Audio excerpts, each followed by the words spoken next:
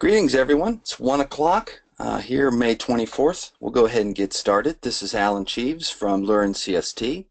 I'm proud to introduce our lead instructor today, Glenn Thoreau, as we're going to run through what to expect on the CST exam level 1. We'll have another presentation tomorrow, level 2 and 3, or levels 2 and 3. With more information regarding the second and third level of course. But for today, we're just going to run through basics, how to arrange the exam, how to utilize our resources, stuff like calculator policy. Each of the work elements we'll run through, and we encourage questions you can ask at any time. The handouts for the presentation, you'll notice in your doc on the right side, you can download slides for this presentation and our prospectus for spring or for the spring semester. We've moved to a quarterly format with Learn CST as we found that it's a little better to approach things over a 90-day period. You can still address material on demand at any time, but it seemed to be best to follow a schedule. And this is going to get exciting as we move into the next quarter, quarter 3, as we have additional speakers, additional topics scheduled, focused around topics or areas that folks have requested more information on. So it's just technology, stuff that folks would like a little more in-depth explanation. We've also got quite a bit of video content in the works, as that's always more attractive than traditional text. So we've got quite a bit of stuff coming, and we'll run through some of that today. But again, mainly just today we are attempting to address how to go about the exam, what we offer currently, and what you need to do to go ahead and get everything set up. So without further ado, I'm going to transfer things over to our speaker, Mr. Glenn Thoreau. Glenn, I'm going to hand you screen control so you can manage things from here on out. All right, Alan, thank you very much. Good morning, everyone, and or good afternoon, as the case may be. As Alan mentioned, my name is Glenn Thoreau, and I've been serving as the instructor for the CST levels that are being offered by Spatial Media, and I've been doing this for a couple of years now. And as Alan said, there's some changes coming up which I think are going to represent some exciting materials that you're going to be able to participate in going forward. But for right now, for today, this is the Level 1 webinar, and I want to just briefly touch on a couple of things before we proceed much further. I'm going to make an assumption that all of you have created accounts at this point on the Learn CST website. And if you haven't, it's self-enrollment, very easy to do. You just log on to www.learncst.com, and it will lead you through the self-enrollment process, and you'll be able to get an account. And from that account, you can access the Level 1 materials. And so if you've not done so, please do, but I believe that most everyone has at this point, simply because you're here this morning and you've filled out the registration page, which would have been sent to you through an email link related to the site. But some of you may have been given the link and may not yet have created an account, so I would urge you to do so. As Alan mentioned, also we're running on basically a quarterly format for a number of reasons. It just seems to be much more manageable for both the students and for the instructor, in that we are anticipating that you're going to complete a certain level of work at a certain amount of time. And so, again, our current quarter is going to run through the end of June. So if you're just getting started, there's still some time, but some of you are going to be more advanced because we began on the beginning, let's see, January, February, March, April would have been a new quarter that we're into at this point. So what is a certified surveying technician? Well, about 25 years ago, some individuals within the National Society of Professional Surveyors, and that's the host organization of the CST exams, decided that there was a need for recognition of surveying technicians within the discipline, within the industry. So they created the certification process as a way to acknowledge people's skill sets at a particular point in time. So the idea then was to offer these exams, and the successful exam takers that then would receive certifications in either levels 1 through level 4, and this would be something that they would be able to take with them nationwide. The thought being that you should be able to go to a prospective employer and say, I'm certified CST level 1 or level 2, and that prospective employer should realize the level of skill set and knowledge you've attained in the surveying discipline. So it's been a good success. The numbers of folks that have gone through the process, the examination process over the last quarter of a century has steadily grown. And so what we're doing here with the Learn CST website is a couple of things. Number one, to help prepare students to successfully take the CST exams, but also to for many of you who may be considering surveying as a career, and you want to kind of get a little bit more exposure to what surveying is, and so you're taking the certified surveying technician route to perhaps make a decision, a career decision. So that's good too. So the slide you're looking at right now is basically going through the 4 levels of the CST program, and all of this information that you're going to see presented today is available on the CST program book, and that's the one dated August of 2016. That's the most recent one, and that's available to you for downloading and on your own if you want to become more conversant with all of the requirements. That's available on the appendix portion of the Learn CST site in all 3 levels that are being offered. So go to appendix, look for CST program book, and download that, and you'll be able to peruse that in the future. But again, looking at this, the levels are based on years of experience or a combination of years of experience and education, except for level 1. Level 1, you can simply, regardless of where you're at in experience or education, you can simply apply to take level 1, and many do start there, and then progress through all of the levels. If you have a certain amount of experience, you can skip levels 1 and 2 and go right into level 3. And some folks that I've noticed on the introduction pages on the Learn CST site have a number of years of experience. And so they may find that the level 1 is fairly easy work for them, and so they progress perhaps immediately to level 3 if they have enough education and or experience combination to qualify for that.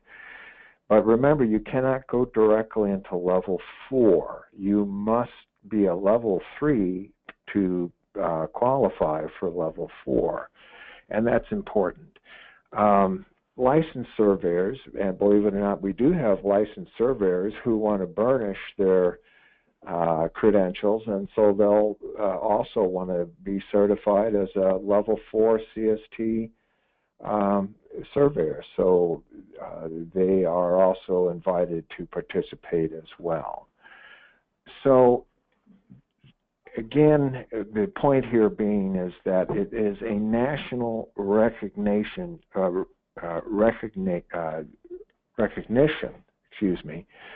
of your credentials and that you have obtained a minimum skill set that prospective employers should be able to use that to evaluating your desirability in being employed with their firm. Let's see, there we go. So again, much of this is outlined, but what does it cost? Well, the basic exam, as it states, is $180, and that includes the exam and the application fee. They rolled it all into one. Active military and students, there's a reduction there of $120. Now that $180 is for each level. So for instance, if you were to be taking level 1, it was $180, and then you passed it, and several months later you decided to take level 2, well, once again, that's another $180 exam fee. If you need to retake the exams, it also is an exam fee again. So that's why we're hoping that with the Learn CST site, we can better prepare the students to take that level 1 and pass it their first go-around so that money is put to good use. One of the biggest questions I get is how do I set up an exam? And let me also encourage you to read all of the news items on the front page of the Learn CST site. There's a lot of information there as well, and one of them is how to set up an exam. I think the most frequent question I get is, I'm ready to take the exam, what do I do? So let's say you're taking the level 1, and that level 1 is a 4-hour exam, and it's about 200 questions, and the level 2, 3 is going to be 6 hours in order to take it, and there are fewer questions, but the questions are going to be much more complicated. So again, passing grade is 70%, but there is a cut score that's determined, and that cut score is essentially determined by the CST board. Now let's make a distinction here, is that the Learn CST site is endorsed by the CST board, but the board, the CST board itself is a separate and group of individuals. It's a unique entity. And they look at the exam results and they determine a cut score. So you may find yourself being just below 70%, but you may find that the cut score is a little bit lower, and there's a number of reasons why the cut score might be lowered. One of them would be if a question is challenged, and when the board reviews the question and the challenge to the question, they may decide that the challenge is legitimate and that anyone who missed that question is going to be given credit for that question. So that's how the cut score changes. But in setting up the exam, essentially it is no set schedule through NSPS.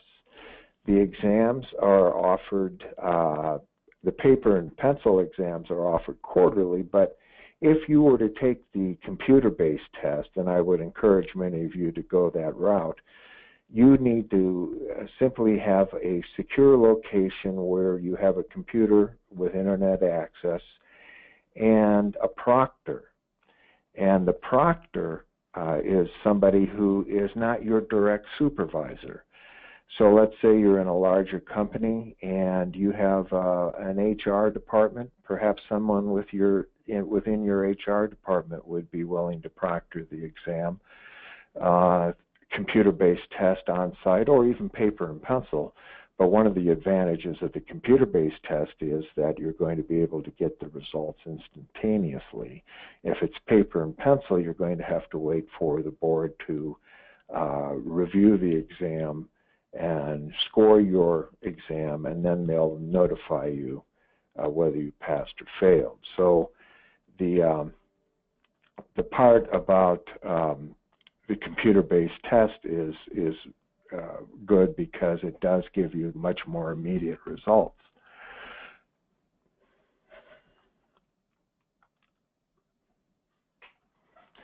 All right, computer-based exams online, any weekday. You can set up an exam, and so that's why it's most convenient. Any weekday, at any time during that weekday, you may set up the exam. And for those of you who can't do it during the week, the second Saturday of each month, you can also arrange to have the computer online exam administered. Now that's for anywhere in the country. So the question I get, I often get is, where's my next test location in my area? Well, it's in your own backyard. Just figure out who your proctor is going to be, have the proctor submit their credentials to NSPS for approval. And as it says here, it could be a college instructor, another registered land surveyor who is not your immediate supervisor, or anybody that does not have a direct interest in whether you pass or fail, or any conflict of interest. They can serve as a proctor for you. So if you pay your exam fee, set up the time, the date, arrange for your proctor, you're good to go. You don't have to wait for some other organization to set up CST exams and then participate that way. I will mention, though, that many state surveying societies do offer en masse CST exam sites. For instance, at a state surveyors convention, sometimes you'll find that CST exams are administered at that convention, and that's a good way to do it. Many college instructors who are teaching in surveying geomatics programs will use the CST exams as exit competencies, or basically to demonstrate that their students have learned and mastered the materials that are being presented. So the instructor for these programs will set up the exam. And again, the paper exam, you need to set up a suitable testing center. In other words, it could be another surveyor's office, it could be, but there's great leeway here. So if you could get a proctor to agree to administer the exam, you could do it at the proctor's office.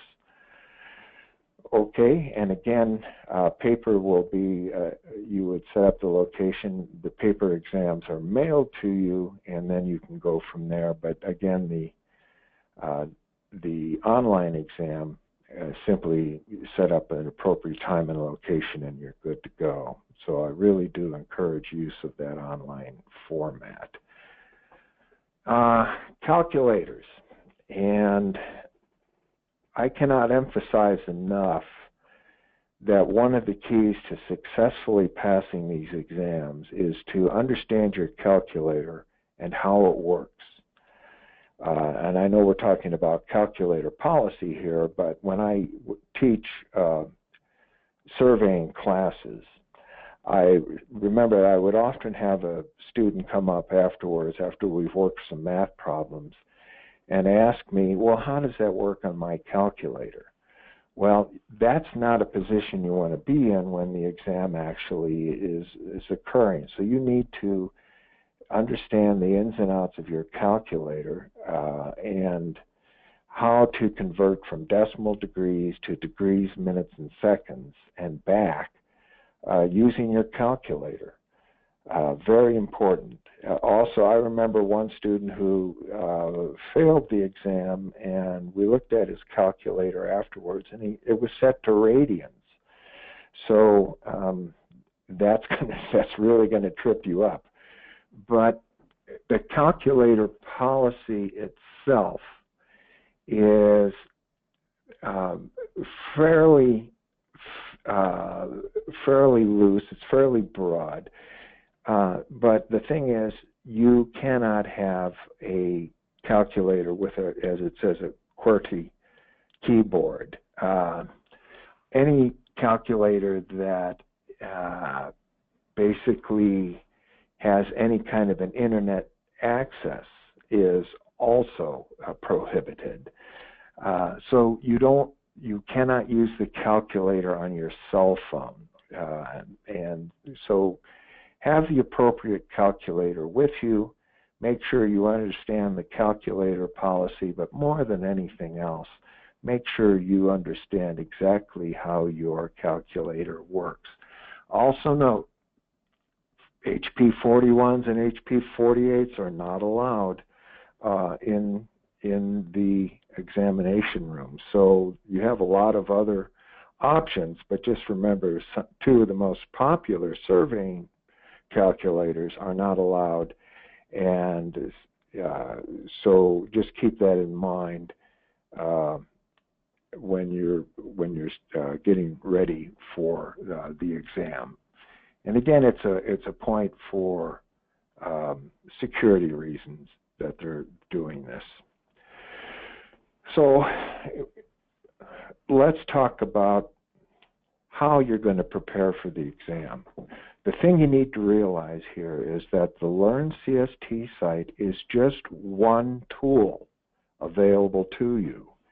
But you're going to have to take the initiative to go beyond what you see on the Learn CST site and study further, particularly when you get into the level 3 exam.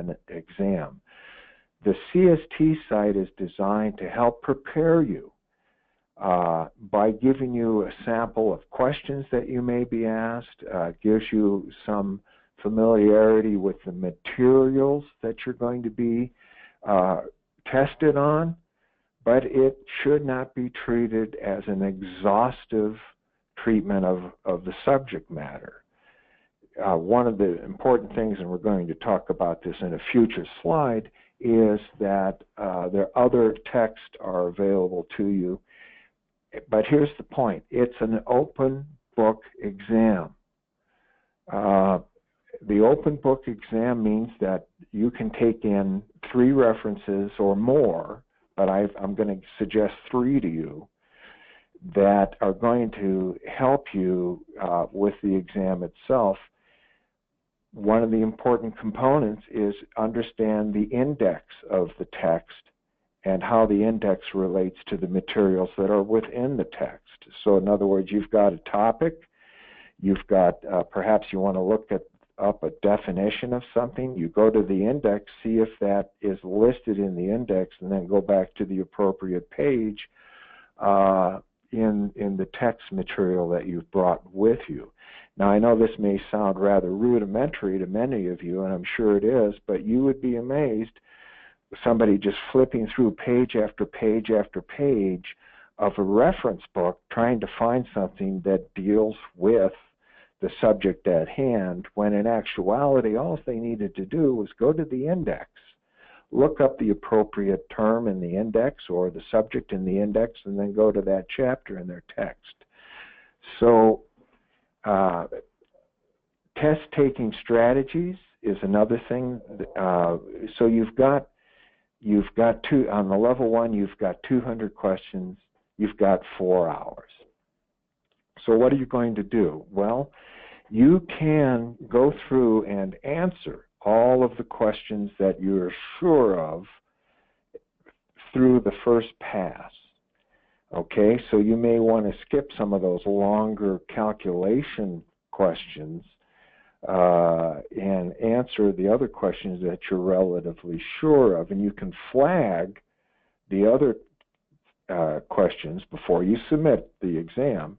Then you need to see how many questions you've answered, how many remain to be answered, and how much time you have left, and that's going to give you a good gauge on how much time you can spend on each remaining unanswered question. And again, from experience, I can tell you that some students that have had in the past have struggled with a question and used an inordinately large amount of time in answering one or two questions, and when the exam time is up, they turn in their exam, and the last 25 or 30 questions remain unanswered. So again, I would suggest that you work through the exam the first time, making sure you answer everything that you are reasonably sure of that doesn't require a large computational time, and then go back and start working on the ones that are going to either take more thought or actually involve some calculations on your part.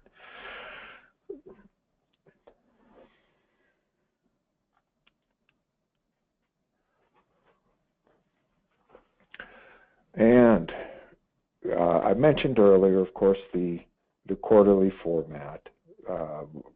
Right now we're about two-thirds the way of the April-June. And once you finish this, you can do it at your own pace through these levels. Level 3 is offered in a little bit more of a classroom format, in that there are assignments that you can download, do the assignments, and upload them, and get a grade on your assignment just to make sure you're tracking with the materials correctly. But for the most part, the level 1 and 2 are simply working through the work elements and then taking the quiz at the end. Now, the level 3 exam has a beginning 10-question quiz that you want to take, and then there's going to be more of a, let's call it a final semester quiz that's going to test your knowledge base at the end. And so they're a little bit different format between level 3 and 1 and 2. But for those of you that are in level 1, which I assume since today is dealing with level 1, just work the quiz questions at the end. Make sure that you're going to get an answer whether your response was correct or not. And that's going to help you ascertain where you are in your knowledge level and for preparation. So the other thing I wanted to mention is this. Every Thursday, unless I post otherwise, there's a chat session. And I go online, and what you would do for level 1 is go down on the beginning introduction to level 1. You're going to see a window advertising the chat session. Just click on that at the appropriate time, which is going to be 4 p.m. Mountain Standard Time. That's the time zone I'm in, Mountain Standard Time. And if you have a question or a concern, we can interact that way. But the other thing is also by request, I'll hold regular office hours with you if you so desire. Just let me know via email. Send me an email and say, is there a time that you and I might sit down together and via, of course, the internet, and talk about any question or concern you might have, or if there's a particular topic you don't feel comfortable with. This is an opportunity where we can do that. But the other part is that each one of these levels has a discussion forum, and you can post questions there. And either I or perhaps other students will be able to interface with you and help you along the way. So just keep these things in mind as we go through the materials.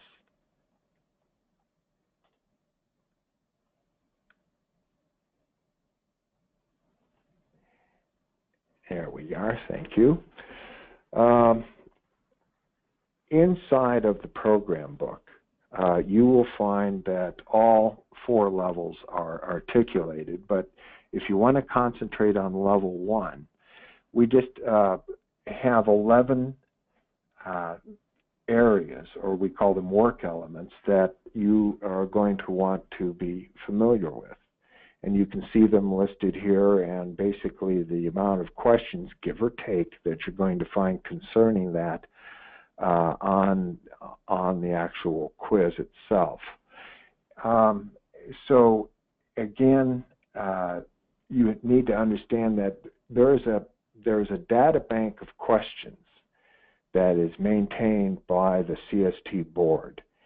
As a matter of fact, they maintain this database of questions at Vincennes University in Vincennes, Indiana. And it's administered there via Blackboard, which is a educational venue that many schools use. So when you take the online computer exam, the questions are generated out of the question database. And so the exam you see this time, if you have to retake it, it's not going to be the same exam, although you're going to have roughly the same amount of weight given to these categories in the next exam. But also remember that the person sitting next to you in the computer lab's probably not looking at the same exam either as you're looking at. So these things vary from test to test and from individual to individual. And it's presented, the work elements are presented basically to help give you an idea of how much weight you're going to, how many questions are going to be asked in a particular category. Let me draw your attention now to number 3, survey computations, 50 questions. So you can see that that's pretty heavily weighted along with field equipment and instruments. So you need to be very conversant. Now these are not overly complicated computations, but again, you need to be able to convert from degrees, minutes, and seconds to decimal degrees, understand the trig functions, and how they can be manipulated to derive answers. And I think by and large, that plus just a basic understanding of algebra is going to get you where you need to be for the level 1 exam. The other things, first aid and safety, we're going to hit on this in a minute, but I want to let you know that one of the 3 texts that you should take in with you, I'll go through them now. One of them should be a first aid manual of some sort, perhaps a manual from the American Red Cross or something that deals with first aid. That would be one of the ones I would suggest taking in there. Why? Because you've got 20 questions concerning first aid and safety. So that would be a good text to have with you. The other one is the associated definition of surveying and associated terms put out by NSPS. It can be ordered through NSPS, or you can also get it through Amazon. There's a 2005 edition out there, and that's the best one to have. There's some older ones. There's an older one that dates back to 1978, but as you can imagine, the technological impact on the profession has been considerable since that original publication date. So that 2005 definition of surveying and associated terms would be very handy to have. And then finally, take a decent textbook, surveying textbook with you. And we have some specific recommendations, but again, if you have something, for instance, I use Galani's Elementary Surveying, a guide, introductory guide to geomatics. I have the 12th edition. The 14th edition is out there right now, but I found that I could order an older edition online. I got an edition, the 12th edition, for about $50 online, and it was in excellent shape. And so much of the materials that I use on the Learn CST site is drawn from that. But not only that, but other ones. There are other texts that you have, and you don't need to have every text. Just have one comprehensive text that you can refer to as you go through the exam.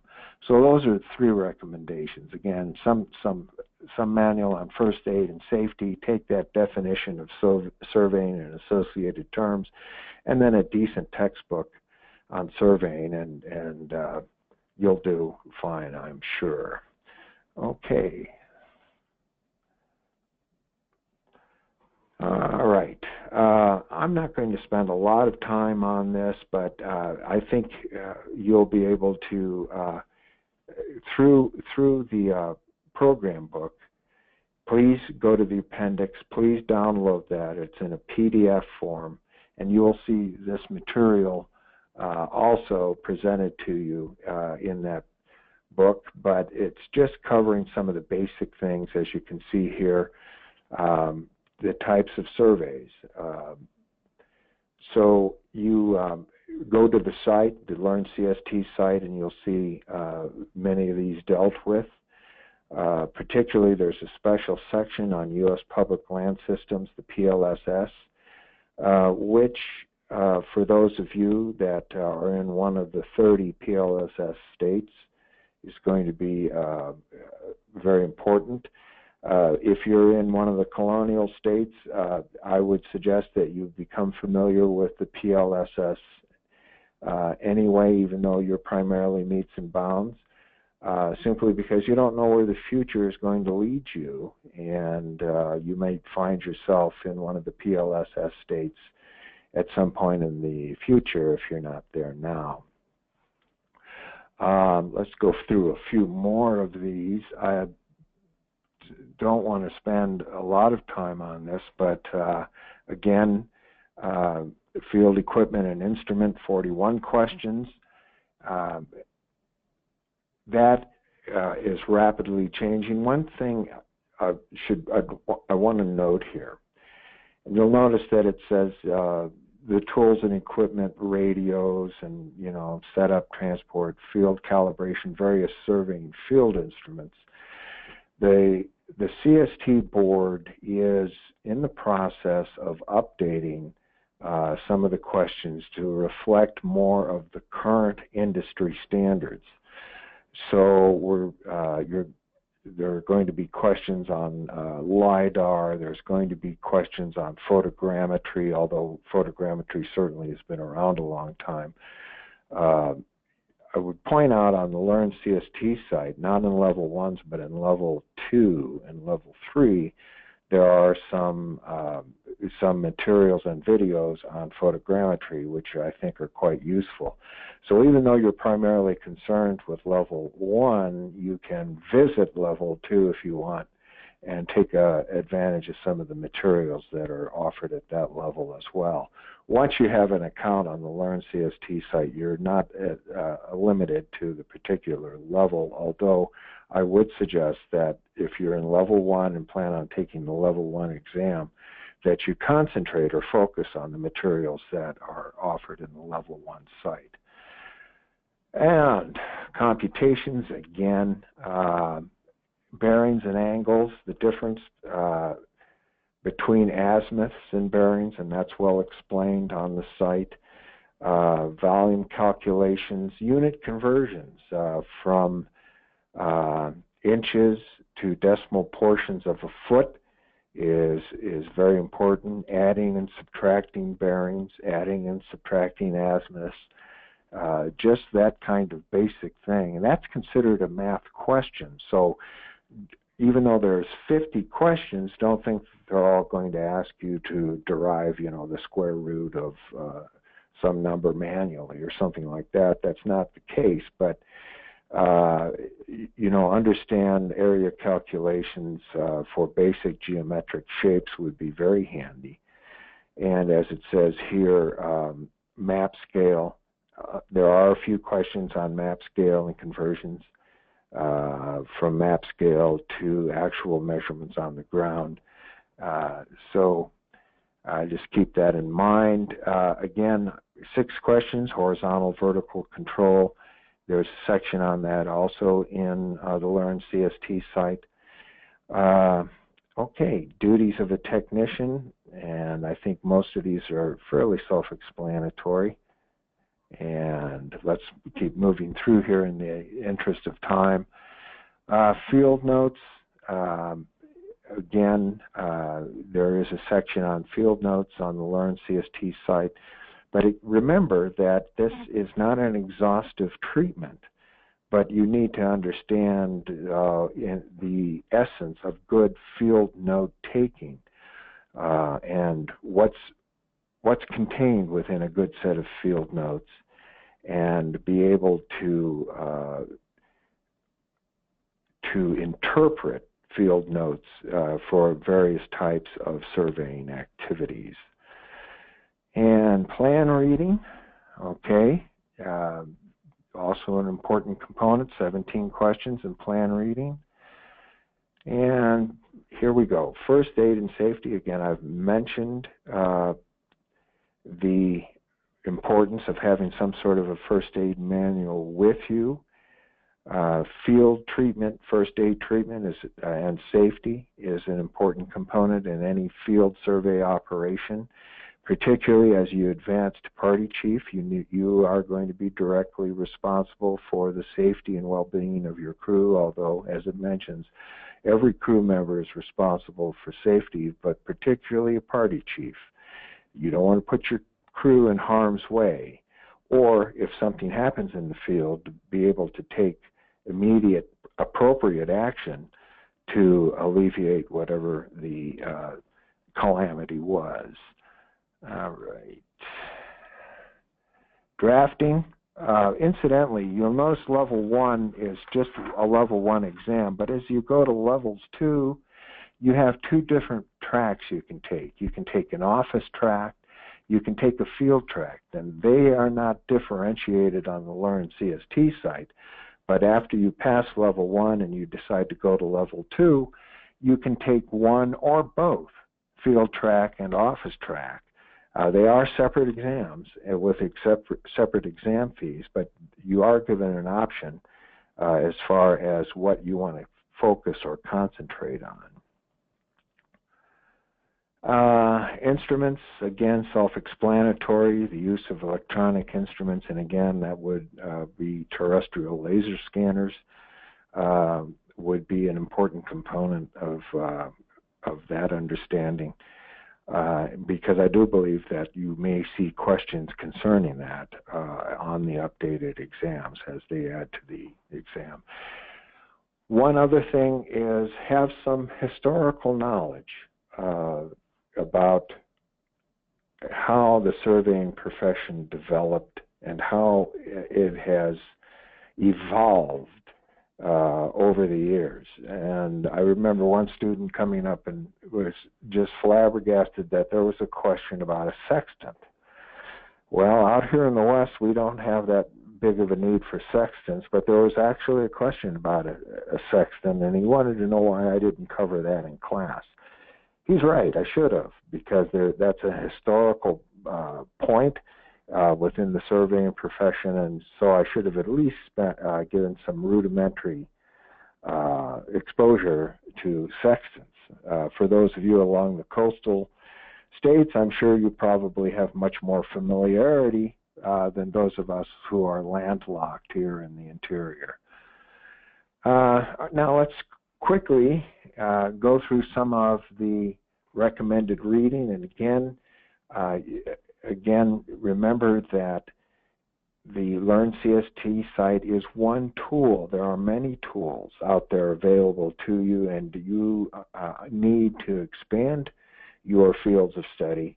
One of the best way to do that is have some of recommended readings, recommended text with you. Again, Elementary Surveying, An Introduction to Geomatics, the 14th edition is out there, but earlier editions will suffice. 2 very important ones as you progress, particularly as you get into levels 2 and 3, is Brown's Boundary Control and Legal Principle. That is an absolute Bible for surveyors, as well as Evidence and Boundary Procedures for Boundary Location by Brown, who is obviously no longer with us, but they have been updated and they are still the go-to references concerning land surveyor and legal principles and boundaries.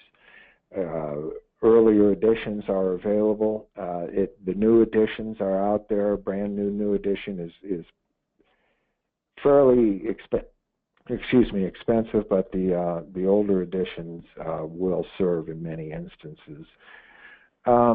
So and you'll notice down here it says Definition of Surveying and Associated Terms, ACSM 1978.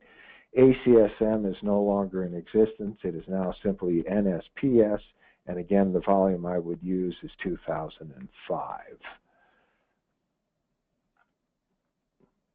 All right, so I think that fact that you have taken an interest in becoming certified tells me an awful lot about where you're at in your careers and where you want to go in your careers, and I applaud you for that.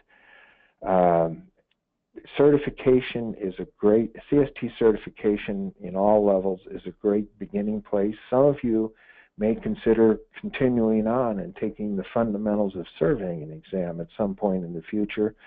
The CST exams are a good place to start if that's what you think is on your horizon.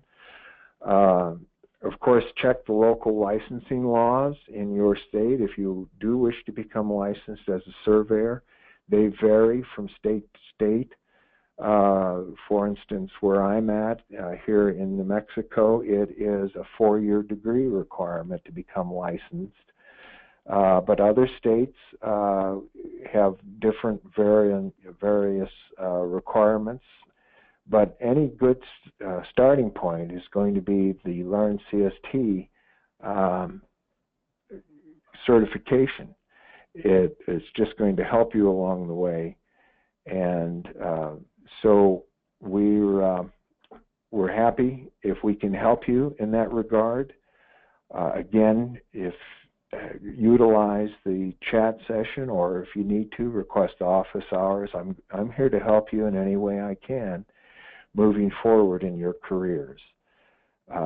Be prepared, and again, I emphasize enough, know how your calculator works, and be prepared for those 50 math questions. I think that trips up a lot of people, but it's not undoable. Just take the time, work through some math problems in surveying books, work through the problems that are offered on the Learn CST site, and I think you're going to be just fine. So with that, I believe that is our last slide. And Alan, I'm going to turn it back over to you in case any of our students have questions. And if they'd like, we'll hang around here and answer as many as we can. Thank you, Glenn. I appreciate that. I'm sure everyone else does. We hope that was beneficial. Look for our follow-up email. You get it tomorrow within 24 hours, probably right at 1 o'clock Eastern tomorrow, with links to stuff that we discussed today. And as Glenn discussed, each quarter we refine not just the content, but our overall approach with this. We're trying not only to offer quality training, but to make the entire process easier for anyone enrolled with Learn CST. We'd like to see you through to your certification to assist you with that. We get better each quarter with our ability to assisting with that. We hope to get to where we can, again, if you're enrolled, even potentially manage the proctoring for you or help you set that up to make sure you get to where you need to be, and then continue working with you on additional resources and other stuff that we've got coming out. So a couple of questions, please submit if we didn't answer anything, or if you have anything specific you'd like us to address, you can ask now. Just submit through your window. A couple that have come through so far, I think we kind of touched on this already, but mainly asking, it looks like just to confirm or go over once more how often this is offered. This is something you can take pretty much any time. You just need to arrange it. This is again why we want to be involved with this. But Glenn, can you speak to how often it's offered, the testing? Sure. If it's computer-based, an online exam, you can take that exam any weekday, 8 to 5, on demand, and the second Saturday of each month for those of you who cannot arrange it to be administered during the week. The paper and pencil exams are basically quarterly, and you're going to have to prearrange your location and your proctor, and then have the exam mailed to your proctor and then the proctor will get with you as far as the place and the time to administer that, and then the proctor will then return the exam back to NSPS, and the CST board will sit in a quarterly basis and look at your exam, grade it, determine the cut score, and go from there. So that's why I'm emphasizing that online, because we've got folks all over the country. And one other thing I'll mention, though, that NSPS on their website does have state CST coordinators that you can also interface with them as far as the possibility of upcoming exams being administered through perhaps a state society. So if you go to the NSPS website, www.nsps.us.com, and go to the programs CST, you will see a map. Click on your state, and that's going to tell you the contact information for your state CST coordinator, and they may be able to help you too arrange for the exam. But the other thing is to talk, you'll see some contact information for the CST coordinator at the national level in Maryland, and there's email and phone numbers listed there as well, and you can contact her as far as your questions about getting the actual exam set up. But by and large, you can schedule these things. If it's online, computer-based, you can schedule it at your convenience any weekday and the second Saturday of each month.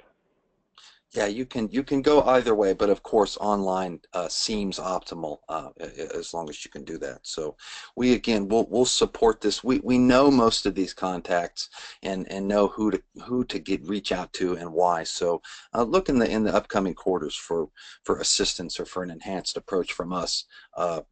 Just to make this easier, just to get you to the right place quicker, so you can get on to doing what you do. Is it offered, or are courses offered? I believe we've heard this. I don't know why we've gotten this several times. Are they offered in Spanish? I don't think they are. No, unfortunately not at this point. It's English only, and only in the U.S. You can only take you can only take this within the United States. Well, that's a good question, because if it's computer-based, then you can. I'm thinking more of anyone that's in the armed forces that perhaps wants to they're getting ready to exit their military service and they may want to be proactive. I think that special arrangements can be made. Now, we do have students. I have students on the CST site that are in Afghanistan. I've got others that I have one in Egypt. And these individuals basically have two questions. They want to know, can they be certified in the U.S., even though they're located in a foreign country, and can they set up the exam? I think on those particular situations that on a case-by-case basis, that if they can show that they've got a secure site and a proctor, there may not be a problem. I know of no limitation based on nationality as far as taking the CST exam. I've never seen anything to that effect. So I would suggest that if there are any foreign students that are out there, contact the NSPS office in Maryland and talk to them and see if arrangements can't be made to have that exam administered online. Sure. No, that makes sense. Regarding our quizzes, we have a question regarding the quizzes. How do they work? When and where do you take them? Of course, this is something you'd log in and utilize the site for. We have quizzes for each work element, a text, but could you speak to our quizzes? And I mean, we've had many questions submitted, custom questions, especially in the higher levels from outside experts. And I think in next quarter and the quarter after, we're going to showcase that call them faculty or folks that are supporting us, we can showcase some of the folks involved that have been assisting with the custom content you can only find at CST. But explain the quizzes, if you could, our quizzes. Sure.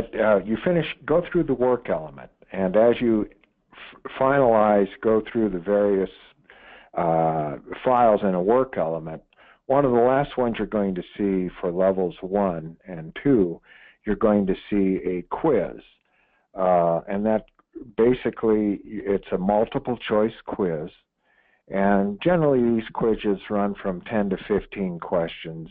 And it's going to ask you some of the materials that you've covered. It'll ask you some questions about it, and you're able to simply make your choice, you submit, and it gives you immediate results as far as whether you got the question right or not.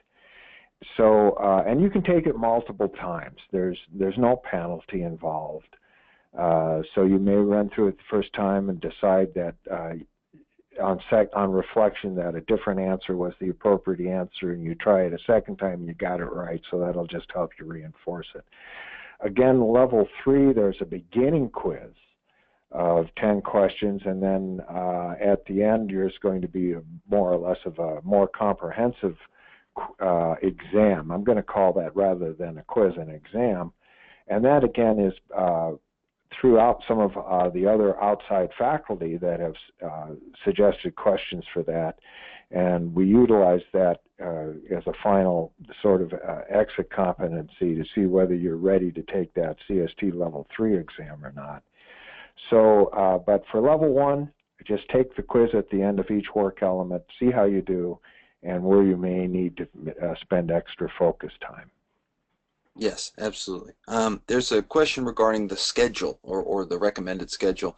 If you could speak to that, I know that within the prospectus it's explained, which again, please download the prospectus. It's in the handouts. You'll receive another link to it in the follow-up email. But it explains that it's just a recommended timeline. I mean, you don't have to follow the course schedule. We recommend addressing the elements over the quarter, but you could do the entire thing over a weekend if you wanted to. We don't recommend it, but folks want content on demand 24/7. You don't have to follow, but I mean, that's our schedule's arranged that way, correct, Glenn? Yes. I put the prospectus up on my screen. I'm not sure if you can see that or not, Alan. Is that on the screen? No, no. I don't. No. Okay. No, that was just my. I think you have keyboard and mouse. That's why. So it's they'll all receive the prospectus. It's in the handouts right now. You can download if they reach over to all attendees to the right side of the screen. They can download the prospectus and the slides for today's presentation, a PDF of the slides. Right. So again, the perspective for the spring semester, or April 1st through June 30th, you're going to look at the prospectus. It'll make a suggestion on where you should be at a particular point in time. But as you mentioned, Alan, that doesn't preclude somebody from sitting down. For instance, quizzes 1 through 4 by April 25th was the spring semester suggested. But if you got started late, there's nothing that would stop you from trying to do some catch up here and just spending more time to get up. But just remember, everyone, that at the end of the quarter, the accounts are closed, and we begin anew at the if you didn't finish, you'd need to re-register in the new quarter before you'd be able to continue. There'd be no retention of anything you'd done up to that point. So that's just a heads-up advisory to anybody who may be not keeping pace and may want to accelerate what they're doing in order to get current before the end of the semester. Indeed, it just added some more structure. You do not have to follow that at all, or follow the quarterly or the weekly recommendation. But it's just a way for us to keep things on the same page. And again, we'll evolve that quarter to quarter. There's all sorts of new stuff planned for each quarter. That's an easier way for us to go at it, rather than just injecting new content, new workbooks, new instructors, new webinars, just randomly. They're offered quarter to quarter. So when you register sure you know what you're getting, and you know what we're going to be working on. So we're right up at 2 o'clock. The hour went quick. I sure appreciate you guys taking time to sit in. Glenn, thank you for everything. Again, folks, look for the follow-up here within 24 hours. And if you still have questions, you can still submit them, or of course hit the comment form after the webinar. We hope this was helpful, and we look forward to seeing you on down the road.